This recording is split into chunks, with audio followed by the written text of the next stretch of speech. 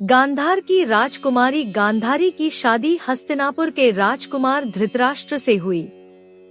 चूंकि वह जन्म से ही अंधे थे, लिहाजा उनकी पत्नी के बाद गांधारी ने प्रण किया कि वो भी अपनी आंख पर पट्टी बांध लेंगी, ताकि अपने पति की नेत्रहीनता को खुद भी अपना सकें। उन्होंने ये फैसला लिया कि वह उस दुनिया को नहीं देखेंगी जिसे उनके पति नहीं देख सकते। अपने विवाह के दिन से ही उन्होंने खुद को नेत्रहीन बना लिया। इसके बाद उनके जीवन में 2 अवसर ऐसे आए जबकि उन्होंने अपनी आंखों पर बंधी पट्टी खोली। वो मौके आखिर कौन से थे? इसका क्या प्रभाव पड़ा? गांधारी के बारे में कहा जाता था कि वह अंतर्ज्ञान से जानती थी कि उनके आसपास और लोगों के मन में क्या चल रहा है।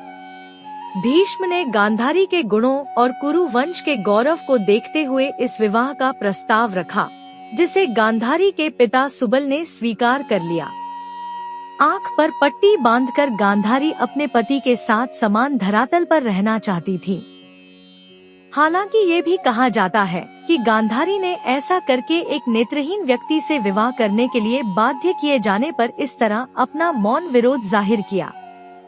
हालांकि गांधारी का अपनी आंखों पर पट्टी बांधने का फैसला उनके चरित्र की दृढ़ता, त्याग और पतिव्रता धर्म के प्रति उनकी निष्ठा को भी दिखाता है। गांधारी आंखों पर जो पट्टी पहनी हुई थी, उसका जिक्र महाभारत में भी आया है। कम से कम 2 बार उनके पट्टी उतारने का जिक्र तो आया है। वो दोनों बहुत खास क्षण थे, और जब उन्होंने आंख से पट्टी हटाई तो वो मौके ऐसे थे कि हर कोई स्तब्ध रह गया था।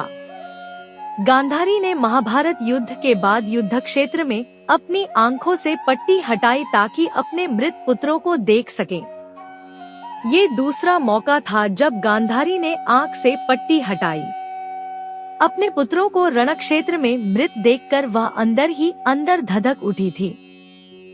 महाभारत के स्त्री पर्व में प्रसंग है जहां युद्ध के बाद गांधारी अपने मृत पुत्रों, विशेष रूप से दुर्योधन को देखने के लिए कुरुक्षेत्र जाती है।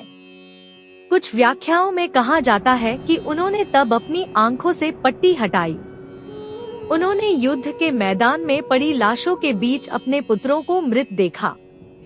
इस समय वह अंदर से इतने गुस्से में थी कि उनके सामने जो आ जाता वो गुस्से से भस्म ही हो जाता। लिहाजा उस समय कृष्ण ने पांडवों को उनके सामने नहीं आने के लिए कहा। जब उन्होंने पट्टी बांध ली तब कृष्ण के साथ पांडव उनसे और धृतराष्ट्र से मिलने आए। आंख पर पट्टी बांधने के लिए बावजूद गांधारी अंदर से धधक रही थी। वह तपस्वी थी। गांधारी की तपस्या में संयम, धैर्य और त्याग का भी समावेश था। हालांकि उस दिन अपनी तपस्या से प्राप्त दैवीय दृष्टि का उपयोग करके उन्होंने पांडवों को शाप देने की कोशिश की। कहा जाता है कृष्ण ने गांधारी की उस शक्ति को नियंत्रित किया।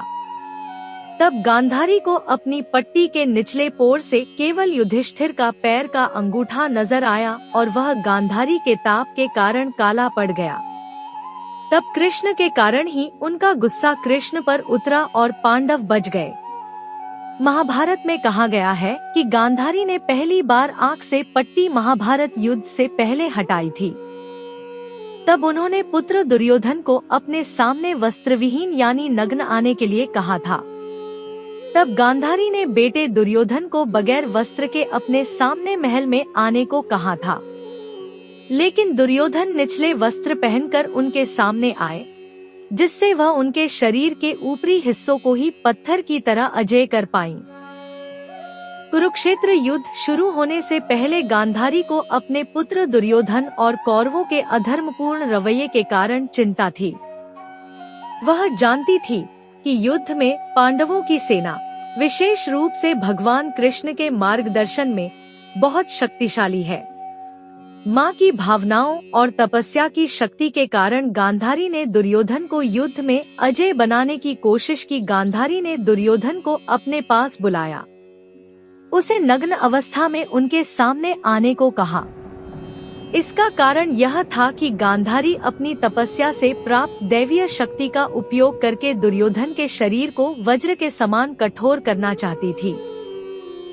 उनकी दृष्टि में इतनी शक्ति थी कि वह जिस अंग को देख लेती वह अजय हो जाता।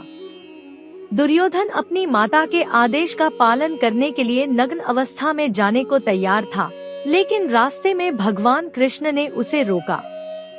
कृष्ण ने दुर्योधन को समझाया कि अपनी माता के सामने पूरी तरह नग्न जाना अनुचित और लज्जाजनक है।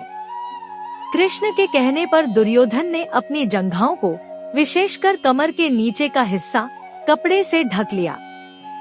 जब दुर्योधन गांधारी के सामने आया, तब गांधारी ने अपनी आंखों की पट्टी हटाई जो उन्होंने वर्षों से पहनी थी। उनकी तपस्या की शक्ति ऐसी थी कि उनकी दृष्टि ने दुर्योधन के शरीर के उन हिस्सों को, जिन्हें उन्होंने देखा, वज्र के समान कठोर कर दिया। लेकिन चूंकि दुर्योधन ने अपनी जंघाएं ढकी हुई थी, वह हिस्सा उनकी दृष्टि से अछूता रह गया और कमजोर रहा। यही कमजोरी बाद में युद्ध में दुर्योधन की हार का कारण बनी। भीम ने युद्ध के अंतिम चरण में 18वें दिन दुर्योधन की जंघाओं पर गदा से प्रहार किया, जिससे वह पराजित हुआ। कुरुक्षेत्र युद्ध के बाद कुछ सालों तक तो गांधारी और धृतराष्ट्र हस्तिनापुर में रहे, लेकिन उसके बाद वो दोनों कुंती और अन्य के साथ वनवास में चले गए। वहां उन्होंने अपने जीवन के अंतिम वर्ष तपस्या और भक्ति में बिताए। महाभारत के आश्रमवासिक पर्व में बताया गया है कि गांधारी और धृतराष्ट्र ने गंगा के तट पर कठोर तप किया। आखिर में जंगल में लगी एक आग में गांधारी, धृतराष्ट्र और कुंती की मृत्यु हो गई।